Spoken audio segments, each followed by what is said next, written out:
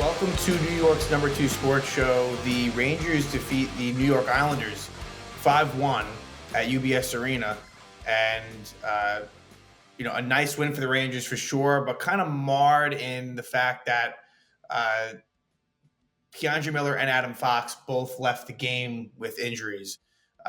In the case of Miller, deemed a lower body injury, and then Fox an upper body injury. We didn't see the Keandre Miller one, at least no one that I noticed had any knowledge of exactly what happened. All of a sudden, you just sort of found out and heard that he was not on the bench. And I guess his last shifts took place early in the second period with Fox. You saw the play. It was a battle with Kyle McLean, and Fox goes down. And it looked like he might have been favoring his shoulder a little bit. So, hope for the best there, because Rangers cannot afford any type of long-term injuries to Miller and or Fox. Two important players on the back end for them. So that is an important piece here, right? I think, a lot to talk about in a positive way for the game itself, but it's hard not to think about what that means. And I guess real quick, it would probably, Zach Jones, who was recalled, Matthew Robertson sent down. So Jones, and it was a quick, sort of conditioning assignment. And you think he'd be in there. And then to me, it would probably be, if they're somehow both out, which is worst case scenario, I would think that Ruedel would be the likely guy, just because of the fact that, right-handed, like in terms of left for left, right for right? Like Jones comes in for Miller, Ruedel for Fox. And that would just be my guess. And the fact that Ruedel has, been, played a decent amount of games with the Rangers this season and a little bit last year too. So not good though at all. And hopefully it's something the Rangers won't have to deal with. But on the bright side, really, and look, the Rangers, the score is misleading. It is, but much, much better overall play. And I know that obviously they were not good against Buffalo. They were not good against Pittsburgh, but just more jump. And really it comes down to the depth players really getting it done for the Rangers. So the fourth line was great. And it was comprised of Brennan Othmann. Yes, Brennan Othmann, his first game in the NHL this season. He had played, I believe, 3 last year. Othmann with Brodzinski in the middle and Rempe. They were great. They finished a +3 each of them. And Brodzinski had 2 goals and an assist. And Matt Rempe scored as well. And Steve Valiquette was trying to say that the second Brodzinski goal, would maybe go to Othmann, which would be his first NHL goal. I didn't quite see that. I don't know if there's conclusive evidence to change that, but we'll see. We've seen, the NHL make those scoring changes way later on, so it's possible. But I couldn't see it conclusively. But they were just really good. And just, Othmann, I thought, played a really good, sound game. And I think it's, because when the lines first came out, I'm thinking, why play Othmann with Brodzinski and Rempe? Why not have him play with more offensive-minded players? But it really did work out well. So give Laviolette credit for that. And then even the third line was probably their second best line, and that was Carrick centering VC and Riley Smith.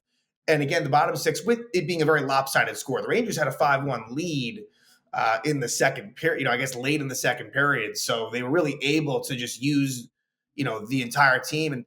And quite honestly, the top 6 wasn't very good. They went back to the traditional Panarin, Trocheck, Lafreniere line, which just didn't do a whole lot, honestly. And again, that continues to be a major concern of mine, that those 3 players, whether together or apart, just are not getting the job done.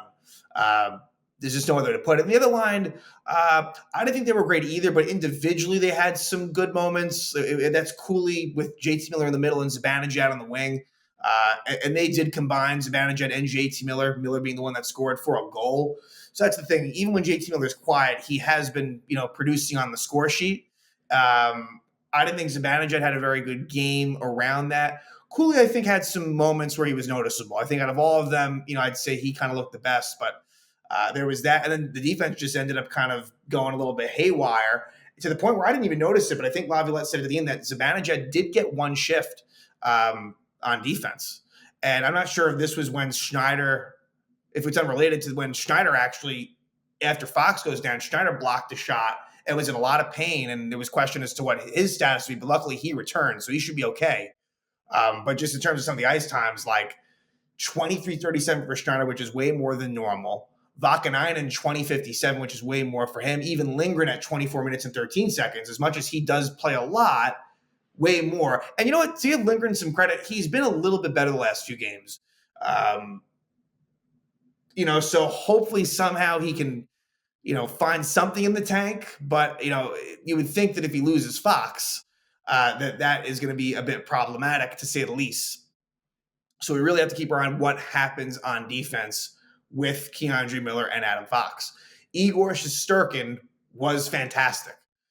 Severely outplayed Ilya Sorokin, and that's a battle. I mean, that's, both good friends, Shesterkin and Sorokin, and a lot of the times I'd say earlier in their career, both of them, Sorokin would be the one that, in this Ranger-Islander battle, Sorokin would be the one that would end up on top. And not even so much Sorokin, more so Shesterkin had his struggles versus the Islanders. If you remember, it was a lot of Varlamov that did well against the Islanders. He's hurt currently, and so Sorokin was actually pulled after the second period. But and really, a lot of the Ranger goals, I can't totally blame Sorokin, but he just wasn't good. You give up 5 goals on what I think amounted to maybe 10 shots. That's obviously horrific. So, no, I guess 5 goals on 11 shots against Ilya Sorokin. And the Islanders, they're not quite as injured as the last time the Rangers faced them, but they certainly do still have their fair share of injuries. I believe most notably Matt Barzal and Noah Dobson. But I think also Scott Mayfield, I think, might be out via injury, I think. So they're banged up a bit for sure. But still, this Islander team is headed in the wrong direction. I think they're on a 4-game losing streak now. This is a very big game in terms of the standings, which was not good. The scoreboard, it did not go in the Rangers' benefit. So this was an absolutely needed win for them as they improved to 29, 25, and 4. And what's unfortunate, really the one that stands out the most, is that Detroit wins at Minnesota. So a big 2 points for them. Columbus with a big win. They get the win home against Dallas. And then Boston, they looked like they were going to get 2 points. They only got 1 as they blew a late lead against Toronto. Toronto being the Rangers' next opponent Friday night. So Toronto, and that'll be the Maple Leafs' next game. So they'll be coming off of that win at Boston. But, again, Shesterkin outplays Sorokin, which was a huge, huge factor in this game. And the Rangers get on the board first. I thought that it was better for the Rangers just because it's been so bad. But really, the Islanders were the better. I thought overall the Islanders got off to the better start. Not to say the Rangers didn't have some chances, though, and they do convert on one of their first opportunities. It's Vaakanainen scoring his second goal of the season, assisted by Riley Smith at 6:22. So it's actually the Carrick line that gets it done. And Carrick did a nice job of possessing the puck behind the net, kind of leads to a bit of cycling. And eventually, Vaakanainen has a lot of space. Braden Schneider kind of pinches in, which was smart, and it kind of confused the Islanders. And Riley Smith makes a nice drop pass to Vaakanainen and just walks in all alone and scores past Sorokin with a lot of bodies in front. I think it went off of the Islanders' defenseman, Perunovic. I think it went off of his back and in. If it doesn't, does it go in anyway? Maybe. I don't know. But that happens and gives Rangers a 1-0 lead. But the Islanders with a very quick response. Less than 2 minutes after, it's Romanov. So another more defensive defenseman who doesn't score goals scores for the Islanders this time. Romanov's third goal of the season from Tony DeAngelo, the former Ranger, and Brock Nelson. So kind of a similar type of goal where, getting some traffic in front of Shesterkin, this in the case of Kyle Palmieri. And it was the Trocheck line that was on with Panarin and Lafreniere. We know they're not great in their own zone. And Romanov just takes a shot, and it has eyes. There may have been some deflection at one point, but it is Romanov's goal, and that ties it up at 1. But the Rangers, they themselves respond fairly quickly again. And at 12:39, it is Jonny Brodzinski with his 5th goal of the season, assisted by Braden Schneider and Urho Vaakanainen. And so this is the 4th line. Doing a nice job all the way around, passing the puck around the perimeter, and a very assertive job by Brodzinski. He wanted the puck from Braden Schneider in the slot. He banged his stick for it. He got it. He took a shot, and Rempe provided, Rempe can be very effective, and he was in this game where Sorokin just simply couldn't see anything through Rempe. The puck kind of goes through Rempe's legs and in, and Brodzinski, he likes to, the thing you got to like about Brodzinski is he does like to shoot the puck. There is an aggressiveness there. Speaking of that, I should mention that Chris Kreider was out again. Doesn't seem like it's anything that's overly serious, but Kreider was out. And like I've said, I don't think it necessarily is a major setback that Chris Kreider is not in the lineup, and especially even strength. I think there's almost benefits to Kreider not playing. And then Arthur Kaliyev was a healthy scratch. So, but yeah, that makes it 2-1. And then Brodzinski does it again at 19:12 of the first period. It's 3-1 Rangers. Brodzinski's second goal of the game, sixth goal of the season from Fox and Lindgren. And this was one where it was, again, the fourth line. Rempe did a nice job of keeping the puck, protecting it, and passing it back to Lindgren, who finds Fox. And then it's another Brodzinski shot from up top, and it goes in. And this was one where Valaket thought it went off of Othman, and Othman did a nice job of providing a screen in front. That was really key. And so it's 3-1 Rangers. And so that was a big goal. So you're feeling, you have a little bit of a cushion. And then at 3:55 of the second period, Adam Pelech holds at Artemi Panarin. But the Ranger power play does not score. So again, that Ranger power play, specifically the first unit, has not looked good. They haven't gotten many chances, but that first unit has not been sharp. Say what you will, but it hasn't been. And so the score remains 3-1. Islanders did have a lot of chances at that point, but Shesterkin was up to the task. Again, 36 saves on 37 shots for Igor Shesterkin.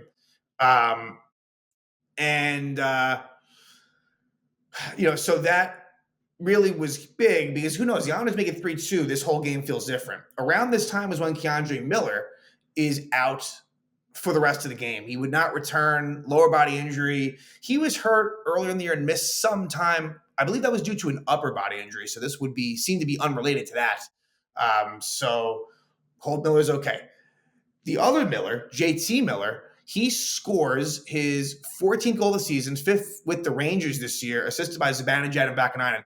A nice rare case of Zibanejad getting him in the forecheck, hitting the Islander defenseman. I believe it was Romanov, which kind of caused some problems. And Vaakanainen pinches in and beats Palmieri to the puck. So Zibanejad gets behind the net, finds Miller, and he has a little bit of room and scores past Sorokin.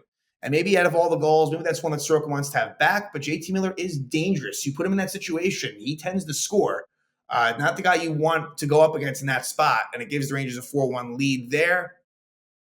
And then they would score again at 16:30, and it's that fourth line that does it again. Matt Rempe with his second goal of the season, assisted by Brodzinski, so 3 points for Jonny Brodzinski, and as well Vaakanainen from the last goal. He had 3 points in the night, and Ryan Lindgren gets an assist, so 2 assists for Ryan Lindgren, another Brodzinski shot from up top. So all 3 goals were basically Brodzinski shots from distance, and this time Rempe is able to deflect it in past Sorokin.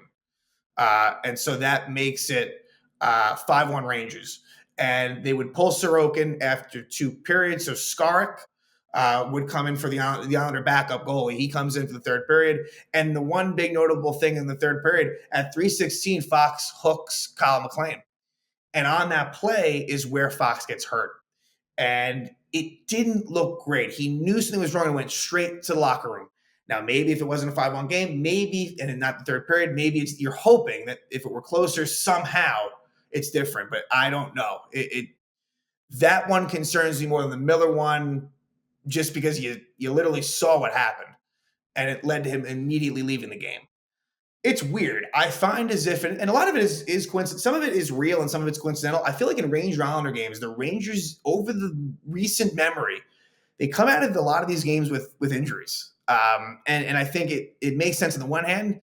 It's a rivalry, and the Islanders, have been a heavy hitting team. In this case, it's again more innocuous, but just still, that has been something that I've kind of noticed as well. But Rangers play the Islanders actually in less than a week from now at MSG. So we'll see what happens there. But the Rangers are now 2-0 against the Islanders this year. They won at Madison Square Garden earlier in the season. Rangers did a very nice job against their main competition. 3-0 against Detroit, 2-0 against Ottawa, 2-0 against the Islanders, 2-0 against Columbus, 2-1 against Boston. The list kind of goes on and on. So if the Rangers do make it, you can thank the fact that head-to-head, they're getting the job done.